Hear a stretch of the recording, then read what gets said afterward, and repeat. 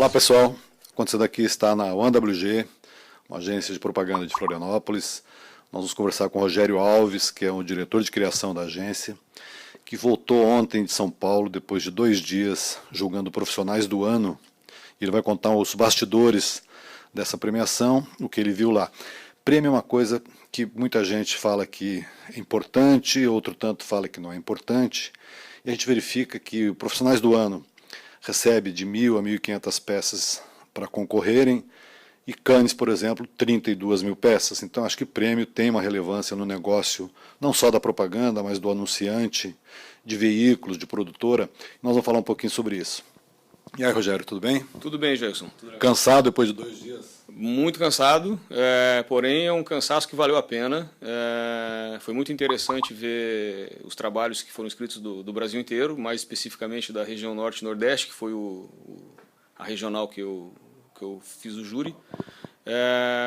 E é muito satisfatório você ver trabalhos que, quando tem qualidade criativa, eles se destacam numa maré enorme de trabalhos sem qualidade criativa. Então, o prêmio foi muito interessante para a gente constatar o quanto que uma ideia realmente se destaca. Quando uma ideia é bem elaborada, o anunciante certamente tem mais destaque, ele se torna talvez até... o comercial se torna talvez até mais barato, porque gera mais recall, porque gera mais reconhecimento, mais fixação. Pois é. O Profissionais do Ano reúne as maiores agências do Brasil e as mais relevantes dos mercados regionais. Nós não tivemos sorte esse ano com Santa Catarina, não classificamos. Ao que você atribui a ausência de Santa Catarina nessa premiação? Cara, certamente não foi falta de sorte, porque não é sorteio, né?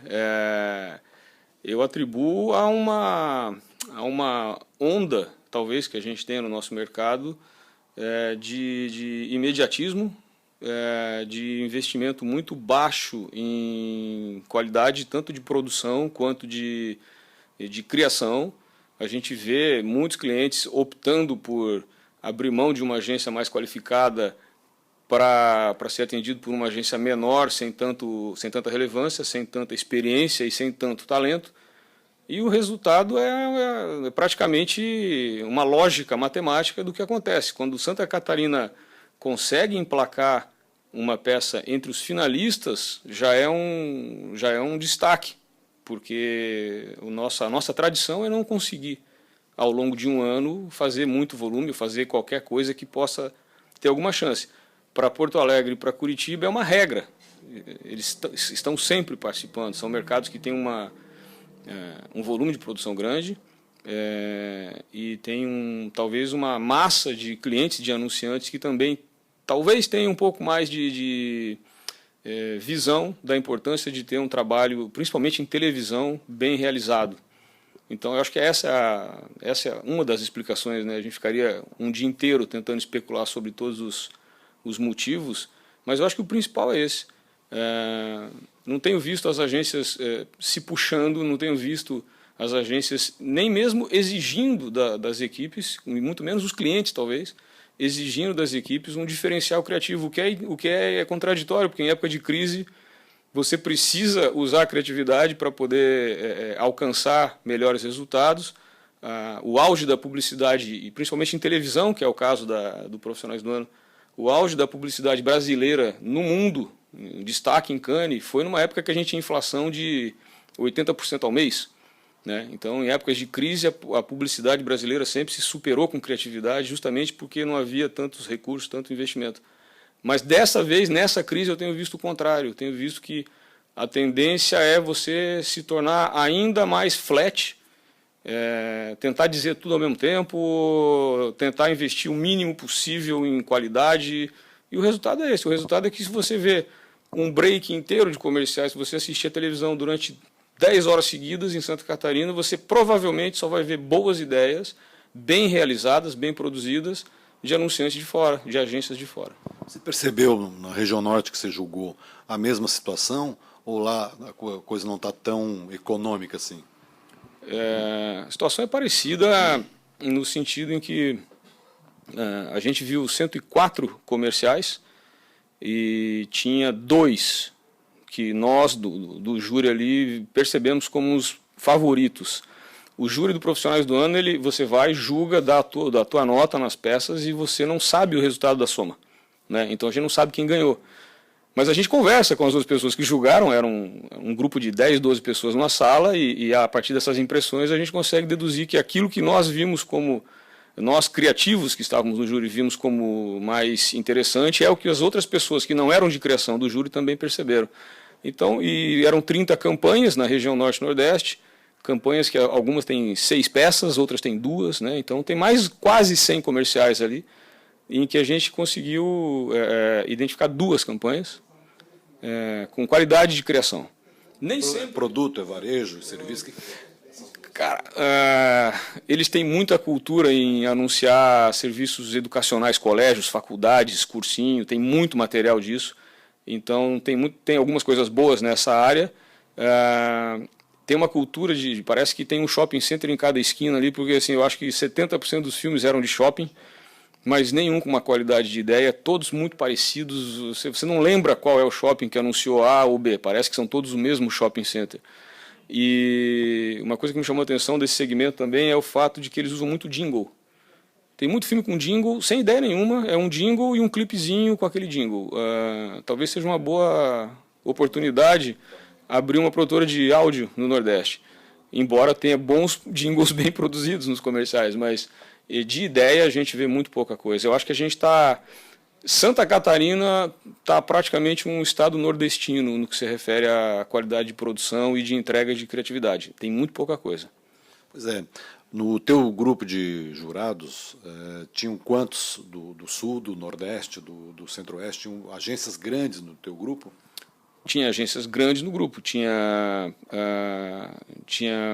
a agência de São Paulo no grupo, tinha eu representando o Sul, o Marlon, que era nosso redator aqui, que ganhou com a gente, né, a campanha do ano passado, estava no mesmo júri representando a região Centro-Oeste.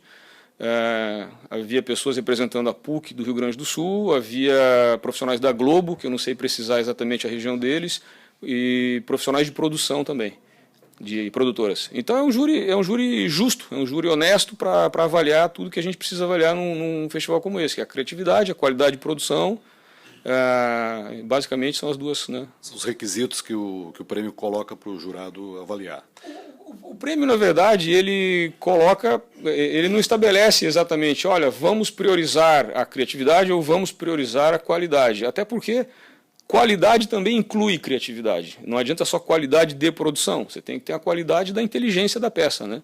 E é inevitável, cara. É um júri individual praticamente. Você não delibera, você não discute, você não argumenta. Não existe uma situação em que o júri coloca uma das peças e fala: peraí, será que isso aqui vale? Será que entra? Será que não entra? Cada um aponta ali os seus favoritos. É formado um shortlist de 5 filmes para a categoria mercado, de 3 campanhas para a categoria campanha. E a partir daí se dá as notas de 5 a 10.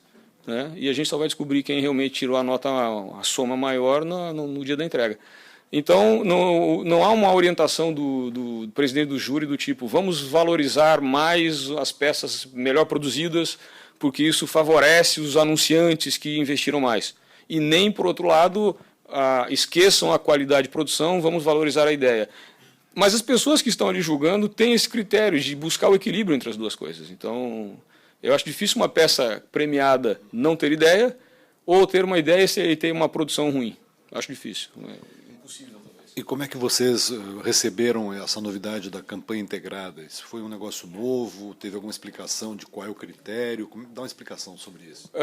A nossa região não tinha peças, não tinha inscrição nessa categoria. É uma categoria que eles anunciaram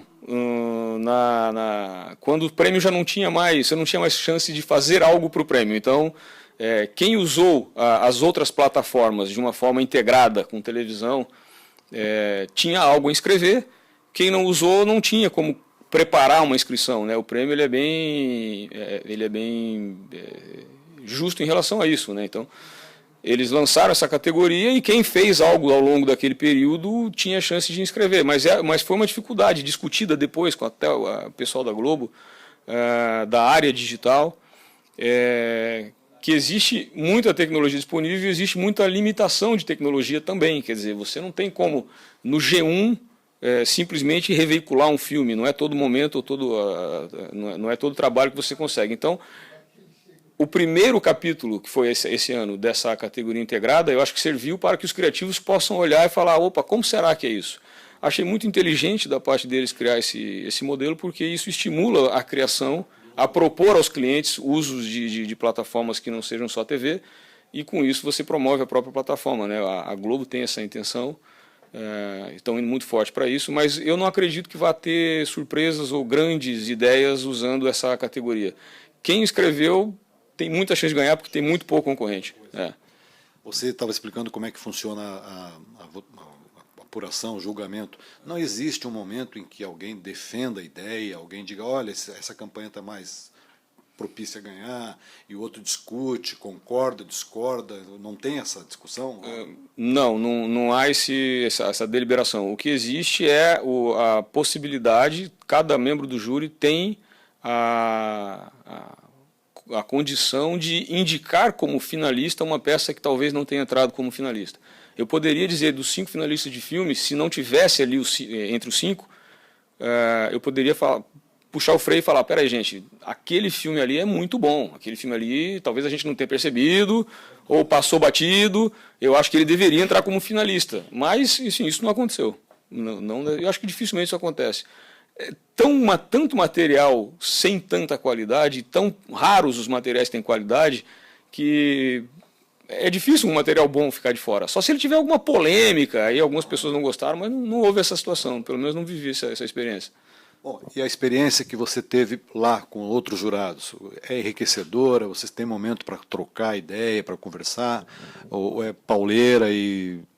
Não, a gente teve momento de integração, teve um jantar no primeiro dia, na verdade chega todo mundo de São Paulo e a Globo oferece um jantar em que eles sorteiam os júris de acordo com as regiões. Aí você acaba conhecendo pessoas de outros lugares, acaba revendo pessoas que fazia tempo que você não encontrava.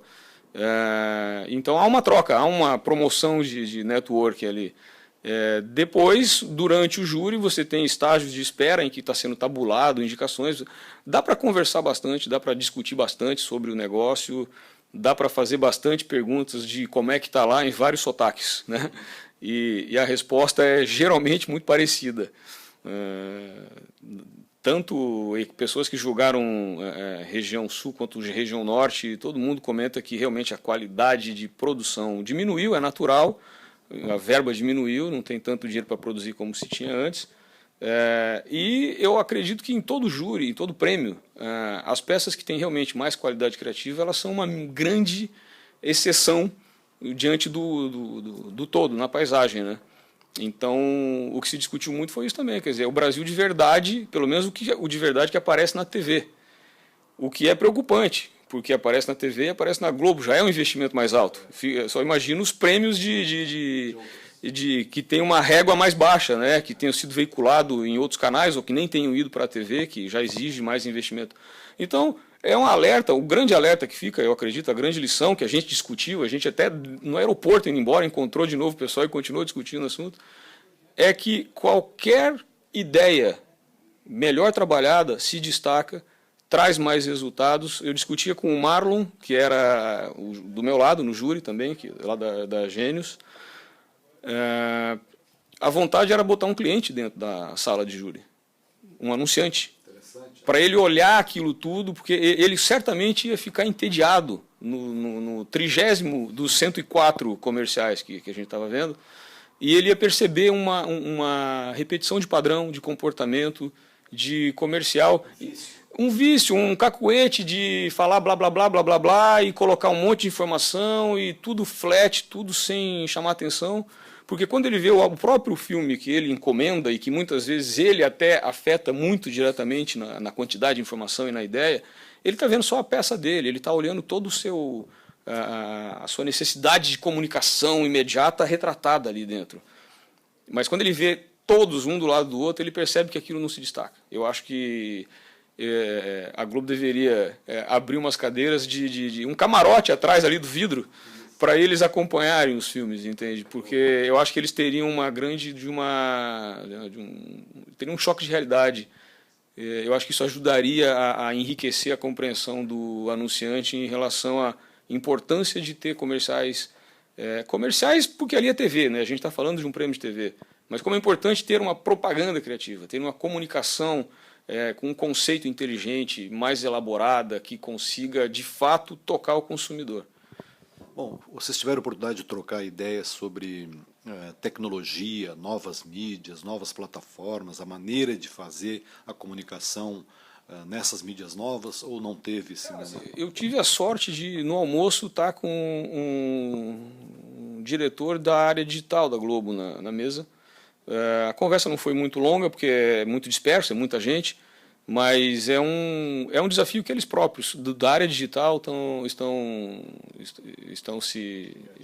engatinhando, porque eles não, e a tecnologia muda, né? Quer dizer, você estava ali com o flash funcionando, tudo bonito, daqui a pouco cai, morre, não tem mais. Agora é o HTML5. O HTML5 tem mais limitação, eu não consigo ter tanto, o peso é menor, a qualidade do material cai, e muitas vezes o cliente fala, pô, não está tão legal, não está tão legal por causa da tecnologia que não permite. Então, como eu falei no começo do papo contigo, tem muita tecnologia que oferece muita coisa, mas também oferece muita limitação. Então, eu acredito que a luta hoje, e não houve uma discussão, não houve um fórum sobre isso, mas acredito que a luta hoje seja encontrar uma maneira de, dentro das limitações que as tecnologias oferecem, projetar boas ideias, projetar conceitos que valorizem a marca, que promovam o produto.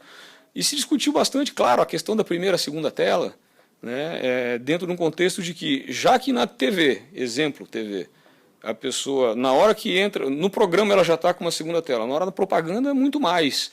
Ou seja, é mais um motivo para a propaganda chamar a atenção, mais um motivo para ela tentar se diferenciar.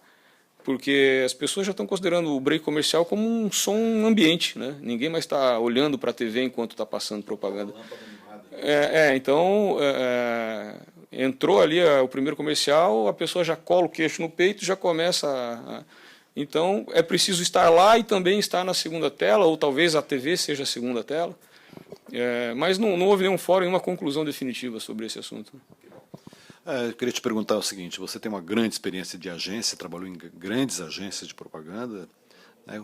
Como é que você está vendo essa transformação, essa mudança no modelo de negócio? O que você acha que as agências deveriam, aqui regionais, que você conhece a cabeça de todo mundo, qual é a urgência para as agências? O que você vê que precisa urgentemente fazer para o negócio das agências continuarem sendo profícuos? Eu acho que as mudanças que aconteceram foram muito rápidas, aconteceram muitas coisas ao mesmo tempo, e a impressão que dá é que as agências perderam o chão. Eles foram dormir num modelo rigorosamente organizado e padronizado, quando acordaram tinha caído uma bomba atômica no quintal, né? Então as agências hoje elas têm dificuldade para entender como que ela vai se remunerar pelo serviço que ela oferece. É um negócio que tradicionalmente se acostumou, se ambientou e se formou a partir da remuneração de mídia. E quando você começa a falar em mídias alternativas ou mídias digitais, que já nem são tão alternativas, daqui a pouco a televisão vai ser uma alternativa, né, e não a principal, a remuneração de mídia não sustenta o negócio e as agências precisam encontrar uma forma de apresentar aos seus clientes o valor que elas têm para poderem ser remuneradas pela inteligência que elas acrescentam ao negócio e não pelo agenciamento na compra de espaço publicitário. Esse é o grande ponto de interrogação que eu acredito todo dono de agência se depara todo dia. Eu que não sou dono de agência discuto isso diariamente com os colegas, então as agências precisam encontrar uma forma de mostrar o valor que elas têm. Elas precisam aplicar inteligência e saber cobrar por isso. E, obviamente, vão ter que se focar em clientes que tenham essa demanda, porque não adianta você querer insistir com um cliente que ele só precisa fazer Quem quer comer pastel não vai pagar serviço à la carte, né? E acho que as agências têm que encontrar o estilo de cozinha que elas querem vender e evitar a tentação de vender tudo. Vender pastel e vender restaurante francês no mesmo endereço. Eu acho que esse é um grande problema que pode aparecer pela frente aí. Muito bom. Para encerrar a nossa conversa, que está ótima, mas a gente tem tempos, Você tem uma experiência também enorme na área de direção de criação. Você já dirigiu várias equipes, em várias agências, em vários momentos. Qual o conselho que você dá para os diretores de criação novos que estão ocupando os lugares de criativos mais antigos, que estão sendo promovidos e sendo levados à responsabilidade de dirigir um time de criação? Tem que ser gestor, tem que ser criativo, tem que ser enturmadinho. Qual o recado que você dá para um garoto, um publicitário que está entrando pela primeira vez como diretor de criação de uma agência? Eu acho que ele tem que ser o diretor de criação que ele gostaria de ter. Simples assim. Não seja um diretor de criação com quem você não gostaria de trabalhar. E aí vai do estilo de cada um. Tem gente que gostaria de trabalhar com diretores de criação mais democráticos, que também vêm para o brainstorm, que fazem questão de entrar junto na trincheira. E tem gente que preferia um diretor de criação que fica à distância, que deixa o pessoal desenvolver um trabalho e que depois chega para acrescentar. Eu acho que cada um tem que ter o seu próprio estilo, e é inevitável que o teu estilo de direção de criação é muito aquilo que você projetaria para o seu diretor de criação ideal. O meu diretor de criação ideal é aquele cara que senta junto, que está do lado da trincheira, que vai para o ataque na primeira linha, na primeira onda. Então é assim que eu gosto de trabalhar. Agora, não tem uma fórmula secreta. O que tem hoje é uma nova realidade de prazos mais curtos e exigências de entrega maiores. Então, talvez hoje se exija mais capacidade de gestão até do que se exigiu antes, embora sempre se exigiu isso, né?